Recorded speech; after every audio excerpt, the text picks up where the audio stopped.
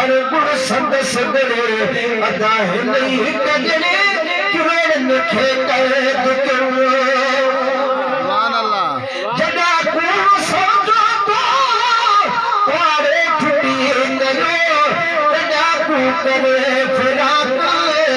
पुराने छुट्टी करो समझा मरी बुवीद से मैं समझा मरी बुवीद से छिदी पान झोर वो मिठा हार जो हनता बने मास पेर वो मिठा हार जो हनता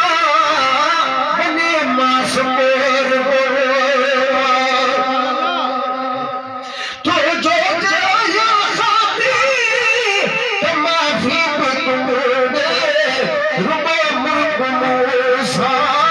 मिठा खड़ी नेलूंगे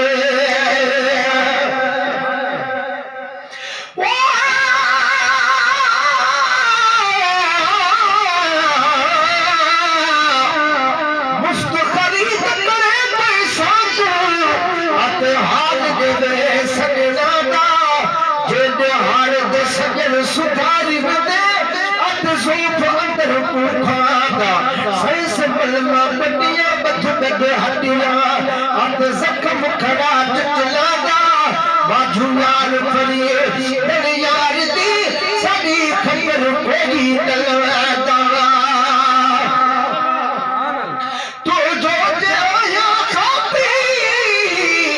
माफी गुतूंगे रुपए मुर्ग मूसा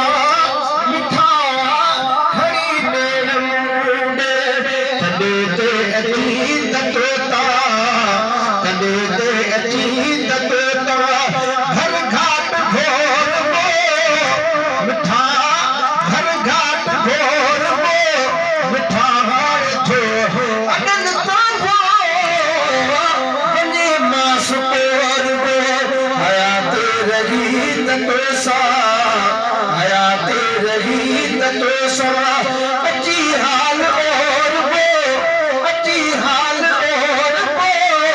मिठा हार तो हटन वो बने मास और वो न मंजूर की छो मुझी मेजबानी अच्छी हाल मोहब्बत करे मेहरबानी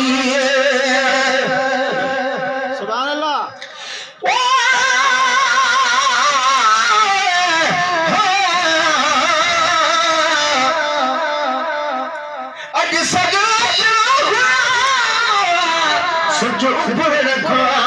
में ये तो समझा मरी मरी किया पे जग में गुलाम नबी मसीह जो अदा दे तू मई तक में जो यकीन सखा अग में मत पर हफटी का पे सुभान अल्लाह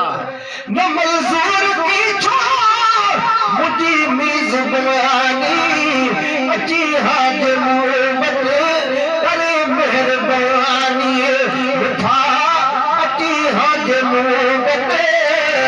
करे मेहरबानी तकेरा हिसाब हर माल तकेरा हिसाब हर माल रिय तोर तोर वो मिठा रिय तोर तोर वो मिठा हार थो अनन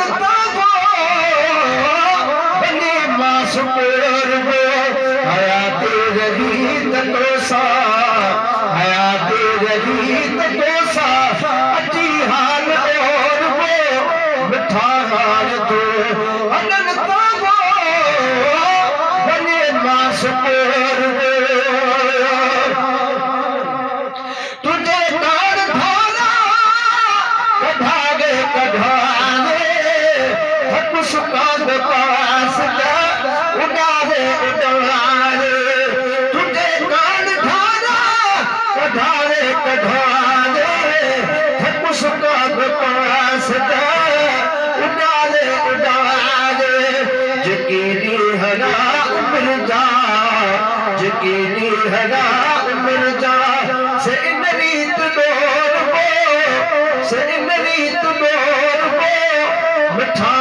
हार थो हदन ता बने मास पेर वो मिठा हार थो हदन ता वो बने मास पेर वो मुद्दा माफ थी जुदागी न जैसी कभी उम्र खवा बस कागी न तेसी कभी उम्र खवा बस कागी न तेसी पंजो सूर साधे मिठड़ा पंजो सूर साधे नके साप चोर को नके साप चोर को मिठा हार थो अदन तो बने मास पेर वो हयात रही तोसा हयात रही तोसा अची हाल और वो मिठा अची हाल और वो मिठा हार थो हदन ता बने मास पेर वो तो दिलगीर रोए तो दिल जाल पिया तेरी तोखे पर दल तुझो गुलाम नबी अल्लाह से पाड़ी रहमत जो भाई साहब जे मजार जे मथा करोड़ रहमत नज़ूल फरमाए जवान अल्लाह दिलगीर रोए तो दिल जाल पिया तेरी तोखे पर दल तुझो गुलाम नबी जिधर साह आसरी में जिधर साह आसरी में कसगड़े तो सोर मिठा कसगड़े तो सोर मिठा हार अदन तो बने मास पेर वो हयात रही तो